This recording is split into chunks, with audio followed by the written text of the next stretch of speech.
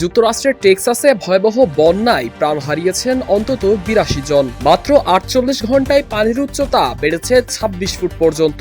এই বিপর্যয়ের পর মার্কিন আবহাওয়া অফিসের পূর্বাভাস ব্যবস্থা ও সক্ষমতা নিয়ে উঠেছে গুরুতর প্রশ্ন। বিশ্লেষকরা বলছেন, সময়মতো সতর্ক না পাওয়াই এই বিপর্যয়ের বড় কারণ।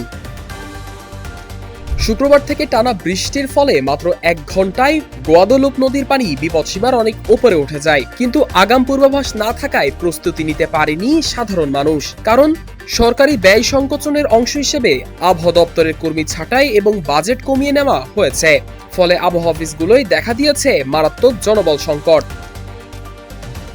এনওএএ সহ যুক্তরাষ্ট্রের গুরুত্বপূর্ণ আবহাওয়া সংস্থাগুলো তাদের সক্ষমতা হারাচ্ছে বলে আশঙ্কা করছেন বিশেষজ্ঞরা। সাবেক প্রশাসক ডক্টর রিক স্পিনরাট স্পষ্টভাবে জানিয়েছেন, অনেক অফিসে কর্মী নেই, যারা আছে তারা অতিরিক্ত চাপের মধ্যে। তবে ভবিষ্যতে হারিকেন, টর্নেডো কিংবা বন্যার মতো দুর্যোগেও সময়মতো সতর্কতা দেওয়া কঠিন হয়ে পড়তে পারে।